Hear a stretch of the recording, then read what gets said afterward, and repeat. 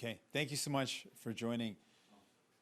I want to first acknowledge that we're gathered on the traditional territories of the Cowessess First Nations, and I really thank Chief and Council, Chief Delorme and Council and the entire Cowessess Nation for the welcome, for the hospitality, for the generosity. Thank you. We saw the grave sites, the unmarked graves of 751 Indigenous people. And why it hits me so hard every time I think about this is that these are Indigenous people, these are children that were stripped from their homes, stripped from their language, their identity, and brought to a residential institution and then killed.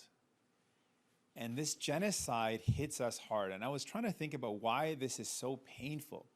And one of the things that really strikes me is why the residential institution, this genocide against Indigenous people hits so hard. It's because it was conducted by the state, by institutions that are supposed to protect people. The state is supposed to protect people in times of difficulty against any sort of harm. And for the state to perpetrate a genocide against its own people is one of the most heinous acts, the most heinous crimes that can be committed. The institution that should be keeping people safe, that should be protecting people, turned around and not only stripped young kids of their language, their identity, their sense of self, but stripped them of their lives. This is a pain that we can't look away from.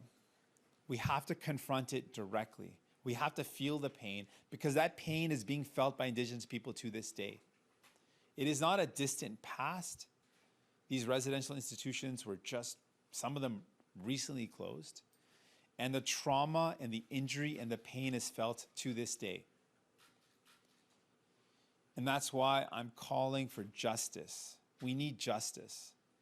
We need to make sure that every single child is brought home. We can't forget these children that lost their lives, these children that were killed. We have to remember that, and we have to use that as motivation for us to demand that every child is brought home, demand that every single one of the calls to action in the Truth and Reconciliation Commission are enacted.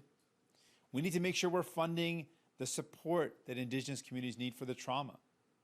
I was talking to Chief Delorme about that trauma and how the discovery of these unmarked graves reopened wounds.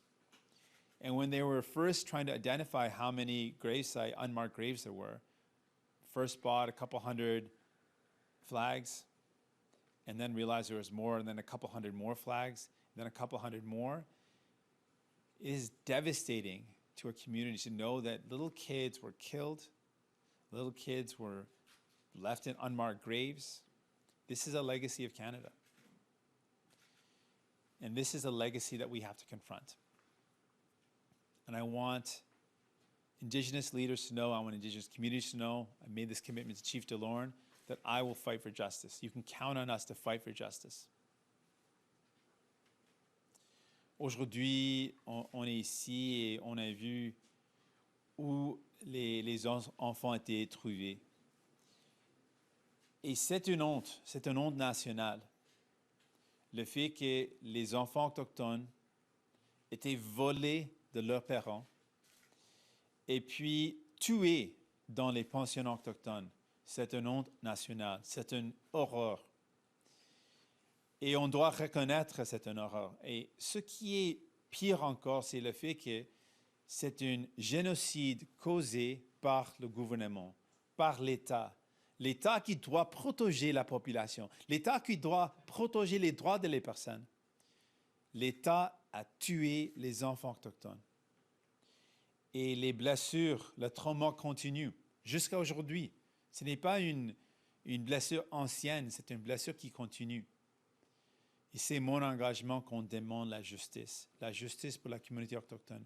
Ça veut dire de s'assurer que tous les enfants sont retournés chez eux. Ça veut dire que tous les appels à l'action de la Commission de vérité et de réconciliation sont tous complets et qu'on donne les ressources nécessaires pour que la communauté autochtone puisse guérir. C'est mon engagement. I also want to take a moment to respond to something Justin Trudeau announced today. He announced something that we have been calling for 18 months. He's announced today paid sick leave. When 18 months ago, people needed that paid sick leave. Workers went into work sick. Workers went into work sick because they did not have paid sick leave. Many of those workers infected their colleagues, and those workers died. Why didn't Justin Trudeau do this 18 months ago? We could have saved lives. It is cynical politics at its worst that when it was needed, when we demanded paid sick leave again and again to protect workers, that Justin Trudeau said no. He said no to those workers. And then during an election, in the midst of an election, he announces it like some sort of present. This is something that should have happened 18 months ago. It is cynical politics at its worst, and it's frankly disgusting that he did not do this early and waited to an election to now announce it. Je veux aussi parler de l'annonce de Justin Trudeau. Aujourd'hui, elle a annoncé son plan pour un congé des maladies payées. Et je pense pourquoi il n'a pas fait ça il y a 18 mois. On a demandé cette mesure pour sauver les vies des travailleurs et travailleuses. On a eu besoin de ça il y a 18 mois. Et on sait que les travailleurs et travailleuses ils ont allé au travail, ils ont tombé malades, et plusieurs travailleurs et travailleuses ont perdu leur vie. On aurait pu sauver ces vies. C'est un acte de cynicisme que Justin Trudeau, après 18 mois, annonce pendant une élection d'avoir un programme comme ça. Merci, thank you, and with that, I'm ready for any questions you might have. Merci, je suis prêt pour vos questions. Hi, it's Annie Bergeron-Oliver with CTV National News. Many Indigenous people across this country are still living with intergenerational effects of residential school. You talked about that a little bit. If you're elected as Prime Minister, what specifically will you do to ensure that Indigenous people can have the supports that they need and require? I want to reflect on what that means, that intergenerational trauma. As I mentioned, Chief Delorme was talking about the fact that we have people that were stripped of their childhood. And the survivors that went to Indigenous, we've got kids that were killed, kids that lost their lives, that were killed in this genocide. But then it wasn't just that. It was kids that went to residential institutions and did not learn how to be a mom or a dad. Kids that didn't know how to grow up in a family because they were stripped of that. They weren't able to then be a parent to their kids, and their kids directly lived that trauma, directly. And that is directly our fault of the Canadian government. It is directly a fault of the Canadian government that these Indigenous people are suffering that trauma. It is a direct line, an unbroken line of injustice. And that trauma doesn't end at a child. That child that felt that trauma passes that trauma on to their children. I met a series of survivors. A survivor, a child of a survivor, and then a grandchild of a survivor at an event in Thunder Bay. And the trauma was direct. Each generation felt it, and it was impacted, and the harm was horrible. And so we have a commitment, we have a responsibility and an obligation to make sure that we are not just funding the healing, but we are funding communities that are dealing with that trauma, that we are assisting in every way possible to heal that trauma. And we recognize that it is directly causing poverty, it is directly causing substance abuse, it's directly causing all sorts of harms. And it is our responsibility to set that right. As a follow-up, in 2015, Justin Trudeau made promises to make reconciliation and the relationship with Indigenous people his top priority. Since many Indigenous people say that they feel let down by the government, why should people believe that you and your government will be able to complete many of the big platform pledges that you're promising this election, from implementing all 94 calls to action to ending all boil water advisories? I really want to take a moment to reflect on this question because I know a lot of people are wondering that themselves. They're looking at this election and they're hearing Justin Trudeau again making promises and they're saying, well, why should we believe him now? And to answer that directly, I have seen in this pandemic, when Justin Trudeau wanted to get something done, he got it done. In the beginning of this pandemic, within the first couple of weeks, banks demanded support, and he backstopped those banks $750 billion. That is a colossal sum of money. It is staggering, but that was his priority, and he got it done right away. When governments want to get something done, they get it done. I want to get this done. I believe in justice for Indigenous people. I want to fight with that with everything I have. I believe in it, and I know we can do it. I commit to this. With everything I can, with every ounce of strength I have, I will fight for justice for Indigenous people because it is the simple, basic requirement of decency that in a country where the first people of this land continue to be treated as less than human, as less worthy, we have to put an end to that. And I demand that, and I will continue to fight for that. Good afternoon, Mr. Singh. Olivia Stefanovich, CBC News. The riding that we're in today is a conservative stronghold, and the NDP doesn't even have a confirmed candidate here. So I'm wondering if you can tell us why we are here today in the first week of the campaign, and what would you say to people who may think it's inappropriate for you to visit this gravesite during the federal election campaign? In a campaign, I have the ability to bring the national media's attention to things. And when we heard of the 215 kids in Kamloops, I feel like Canada's heart broke. People's heart broke hearing about little kids that were killed in something that was called a school that we all know was never intended to be a school. Our hearts broke. And there were memorials, and people were mourning. People were sad. People were in despair. People were shocked. A lot of Canadians didn't realize that impact until they first learned of those 215 kids. But after that, there were other Indigenous communities that were discovering more kids that were found in unmarked graves. They were discovering more mass graves. And I feel like people stopped paying attention. I feel like people started to look away. People stopped realizing that this is a painful and ongoing legacy. And I wanted to use the platform that I have to say we can't look away. We can't look away from these kids. We can't look away from this trauma. We have a responsibility to fight for justice, knowing that Canada enacted this genocide against Indigenous people. And that's why I wanted to bring national attention to this. We can't turn away from this. We can't ignore this. And we have to demand justice. Liberal leader Justin Trudeau was recently in Cowessess First Nation as well, making a child welfare announcement with the chief here. And the Liberal government also recently announced more than $300 million for burial site searches at former residential school sites. How would an NDP government do anything differently? You say you want to get things done. How exactly do you speed up progress on reconciliation? What exactly do you have to offer that's any different from the Liberals? One thing we've got to acknowledge is that that legacy of injustice is ongoing. It didn't stop with the residential institutions. To this day, right now, the Canadian government was found to have recklessly and willfully discriminated against Indigenous children in the Indigenous child welfare system. That is a very harsh finding by the Canadian Human Rights Tribunal, that they were willfully and recklessly discriminated against. Despite that finding, Justin Trudeau is fighting these kids in court. He is fighting them in court. There is no way that on one hand, Justin Trudeau can claim to walk the path of reconciliation if he is fighting Indigenous kids in court.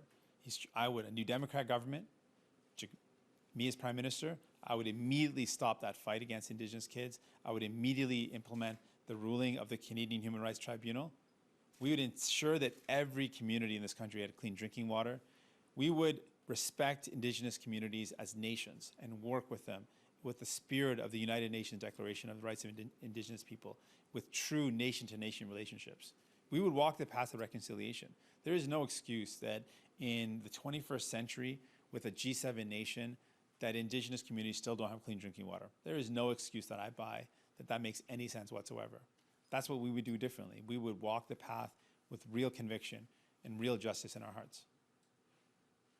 Mr. Singh, Michael Couture from Global National. With all due respect, these are some of the same things that Justin Trudeau said in 2015 when he was fighting against Stephen Harper. So why should communities believe you if, as you say, Justin Trudeau let them down?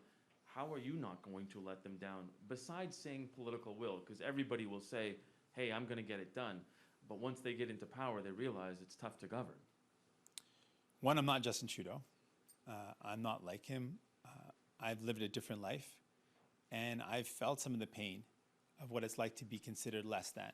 I understand the pain of being someone that's not valued, not worth anything. And Indigenous people have been made to feel that way for so long.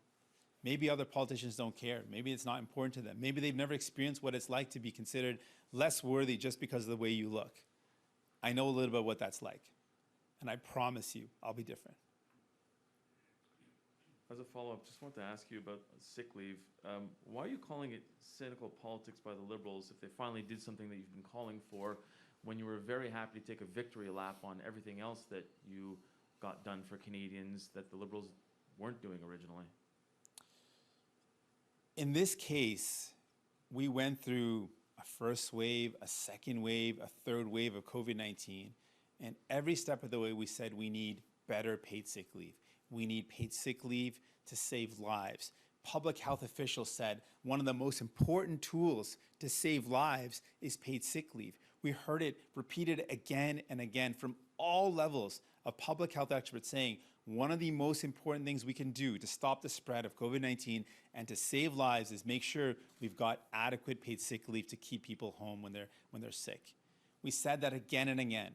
And Justin Trudeau said, oh, it's not my job, it's not my jurisdiction, I can't do it. He said no again and again.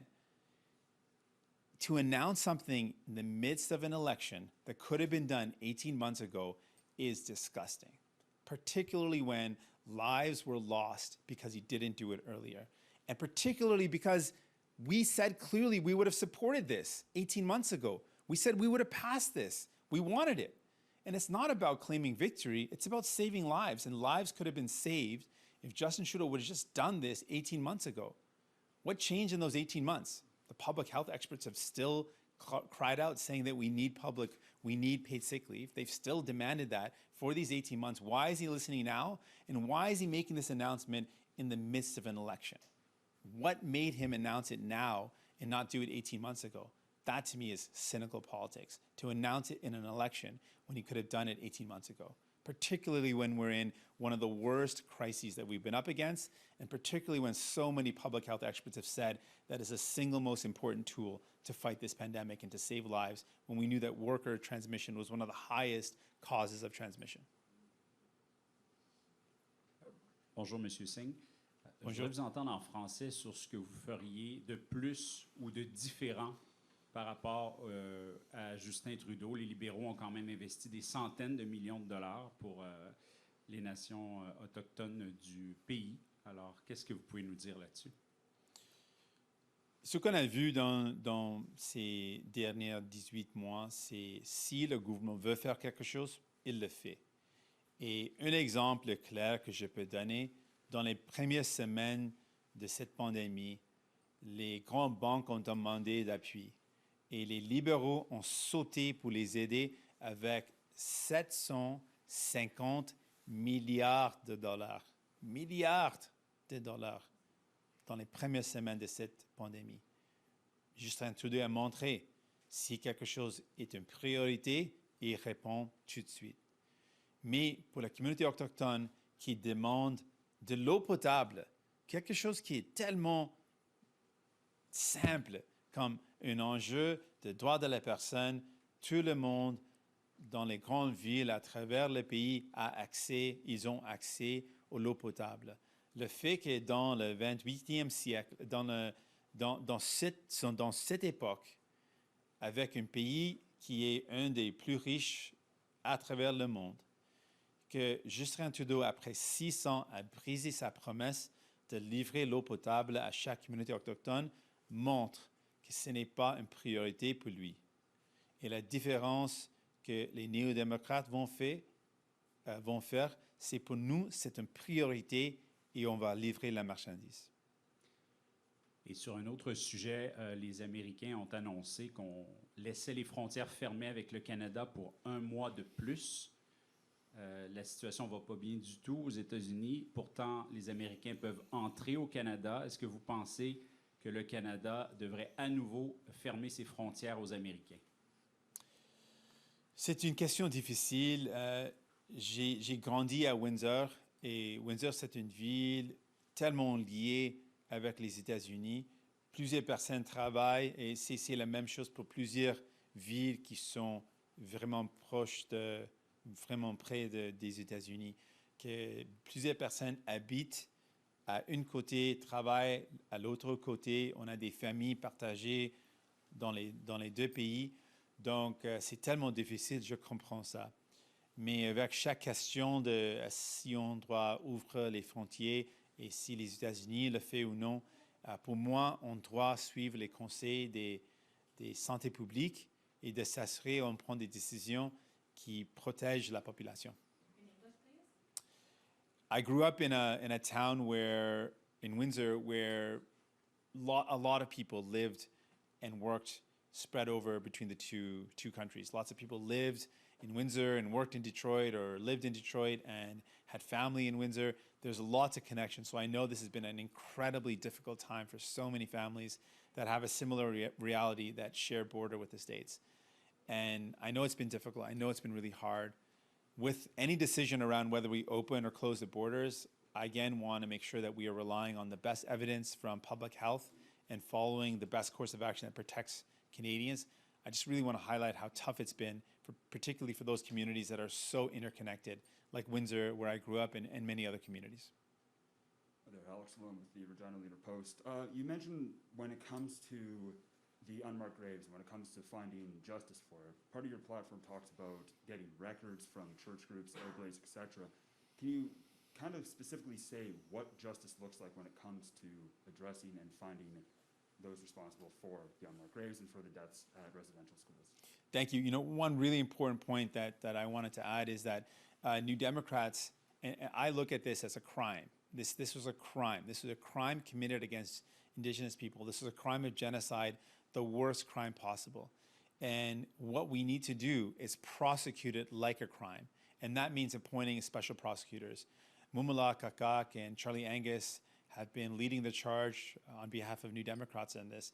But this is a crime that was committed against Indigenous people that should be prosecuted like a crime. That's one thing we would do. We would appoint a special prosecutor and make sure it's prosecuted. In addition, we need to make sure that all the calls to action are implemented. We want to make sure that all documents are released. Indigenous people, to this day, many of them do not know what happened to their loved ones. Imagine not only losing your child, your little baby, but then not knowing whatever happened to them, not knowing what became of them, not knowing, did they run away, did they make it, and still hope in your heart that maybe they're living a life somewhere else, or did they die? Not knowing that is a horrible pain that Indigenous people continue to live with. And if there's any document out there that could give some closure, it has to be released. There's no excuse for it not being released. I guess the one follow-up that I have, you're about to be a parent. What was it like going through the unmarked graves? I met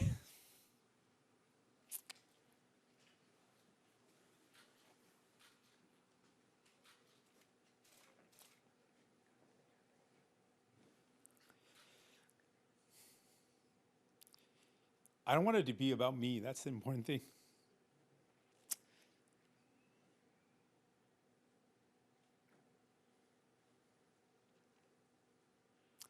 So of course it hit differently. It hit differently being a parent, for sure. But again, it's not about me. It's about Indigenous communities. And it's about what we've got to do for them. And it's about what this means that a country killed its own people. So it's not about me being a parent. It's about Indigenous people being denied justice, being denied dignity. Mr. Singh, Bill Graveland from Canadian Press. It's sort of a personal question, but it appeared you were offering a prayer when you were out. Can you talk about that a little bit?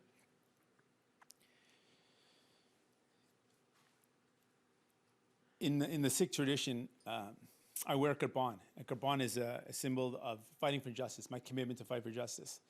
And when we were together, we were meditating on the fact that we are all one, we're all connected, and that injustice against any one of us is injustice against all of us. And our meditation is that we are all one, we are all connected. And so seeing this injustice against Indigenous people, we should feel it in our hearts as an injustice against all of us. And just to follow on a different matter, do you believe that the leaders have been setting a poor example for social distancing during the pandemic? I think it is a tough thing to do, and I'm not gonna, cast stones on anyone. I think people are trying their best. I will definitely say Justin Trudeau should not have called the election in the first place, but certainly it's something that we're gonna do our best. I encourage everyone to do their best. What we're doing, I can just let folks know, and we're always open to improving, but we are wearing masks, and we are contact tracing. We are trying to ensure that we're not putting anyone at risk, and we're doing our best.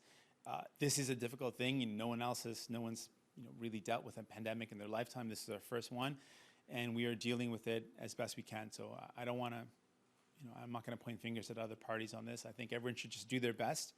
And we can't go back in the past. I would have told Justin Trudeau again and again, like I did before, not to call it, but we're in it, and we're going to do our best. And I encourage everyone to follow the best protocols and safety they can. Mickey Judich here with CBC, the local division based in Regina. For local media here, we're used to politicians coming here sort of for a photo op. So what meaningful thing did you take away from this experience? And did you learn anything from Chief Cadmus or the community here? One of the things that I think it's hard to imagine unless you live it is that intergenerational trauma, is really to understand how that trauma doesn't stop with one survivor. It doesn't stop with a person who personally went through it. That trauma that a mom or a dad passes on to their kids inadvertently because they've suffered it, and that trauma that goes on from a child of a survivor to their children, so the grandchildren are also living that trauma. That's something I think is really important. And when I hear the stories and spoke with Chief Delorme, we spent some time in private without media, just understanding that impact, understanding that it's ongoing, that legacy, and how that legacy directly impacts, one of the elders mentioned the impact on housing for Indigenous members that don't live on reserve, that also live in urban communities, and how that is all interconnected. And so it's why we've been saying that when we talk about housing or we talk about tackling poverty, we also need to have a housing plan that's for Indigenous communities, by Indigenous communities, in urban settings, not just in residential or not just in reserved communities. So that's something that really was highlighted. I take away from this moment another commitment to continue to fight for justice. For me, this is why I wanted to be here. I wanted to remind Canada, remind us all that we can't look away from this and that we have to continue to fight for justice. And then I don't know if you're willing to speak on this, but did you exchange gifts with Chief Cadmus, and are you willing to disclose what you gifted? I wasn't going to announce it, but I appreciate the question. I can share that I mentioned I wear a kirpan. The first kirpan that I got, a kirpan I should mention is one of the Sikh articles of faith, and it's a commitment we will wear. It stands for grace and honor, and it means our commitment to fight for justice. So I wear this every day, and it reminds me that is my oath, my commitment to fight for justice. And the kirpan that I got when I started my leadership, the kirpan that I got when I won as Member of Parliament, the kirpan that I had with me throughout kind of most of my journey as a leader in federal politics is the kirpan that I gifted to Chief Delorme, just to remind myself that I'm committed to justice. We're not supposed to be attached. Of course, I have little sentimental attachments. It's been with me for so long, but I wanted to just let Chief Delorme know that for me, this is a serious commitment. I will fight for justice. Cole Davenport with CTV News Regina. I guess the question I had for you is just of all the sites where unmarked graves have been discovered, where residential schools either once stood or do stand today, why this one here on Cowessess?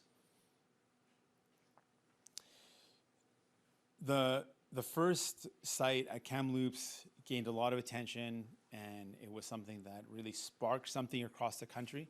And it sparked, I would say, almost a movement where people came out, and there were memorials that sprung up in communities across Canada. Something I was really proud to see. It was really beautiful to see people cared so much. And then people said, what more can we do? can we do something more than mourning? And people were saying, well, we should be pushing for some justice. We should be pushing for some action. And I thought that was beautiful as well when people were saying we should do something about this. We need action. And then it seemed to, more grave sites, unmarked graves were found, mass graves were found, and then it seemed to lose attention.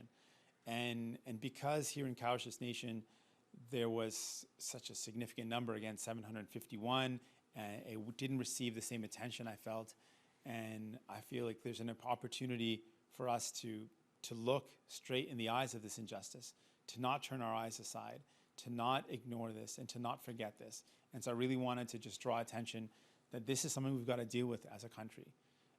I love Canada. I think Canada has amazing things to offer. My family fled a really difficult time in India to be here. And I think there's something so beautiful about Canada. But there's also some really horrible and painful things about Canada. And what it means to Indigenous people is something pretty horrific. It is a place that was bent on eradicating a people. That is a part of our legacy. We've got to confront that as well. And so I want to draw attention to that because I think we can become better. We can become a better people, a better country when we deal with this. Bonjour, Monsieur Singh, merci beaucoup. Bonjour. J'aimerais vous entendre en français, Fred Harding de Regina pour la Société Radio-Canada. Vous savez, à une époque où même le Canada connaît des divisions de plus en plus profondes entre les segments de sa population, on vient parler d'ici d'un enjeu qui touche une communauté en particulier, mais en quoi cet enjeu-là peut traverser peut-être les frontières des groupes et peut s'inscrire dans un objectif qui touche tous les Canadiens et influencer un vote national autour de ces enjeux-là, si on veut. J'apprécie beaucoup la question parce que c'est quelque chose que je pense. Je pense souvent comment est-ce qu'on peut rassembler les gens. Pour moi, c'est toujours mon but. Mon but, c'est comment est-ce qu'on peut de rassembler les gens qui vivent dans les endroits différents, dans les régions différentes, dans les villes différentes et qui ont des vies un peu différentes aussi. Comment on peut les rassembler? Et ce que je trouve rassembleur comme valeur, c'est l'idée de la justice. Et pour moi, ce qui se passe ici, et pourquoi on est ici, on parle de la justice pour la communauté autochtone, c'est basé sur cette idée qu'on est tous connectés. Et s'il y a une injustice qui touche une communauté, ça frappe nous tous. Mais si on peut aider les gens autour de nous, on peut améliorer la société, on peut améliorer la vie de tout le monde. Donc, pour moi, ce qui est rassembleur, c'est pour investir dans l'avenir, pour régler beaucoup des problèmes qui se présentent pour nous dans notre pays, dans notre vie. C'est le fait qu'on doit investir dans les gens. Et à ce moment, plusieurs personnes ont fait face des défis, continuent de faire face des défis, mais les autres riches, ils ont eu une opportunité d'augmenter leur profit, d'avoir plus d'argent, d'avoir plus de richesses. Et pour moi, ce qu'on doit faire, c'est de s'assurer que les autres riches payent le juste part. C'est la justice de faire ça. Et puis investir dans les gens pour les soins de santé, pour le logement, pour les services. Et je pense que cette idée, ce concept de justice est un concept rassembleur. Merci beaucoup. Je vous en prie. Thank you. This concludes our press conference. Merci. C'est conclu la conférence de presse. Merci. Thank you very much.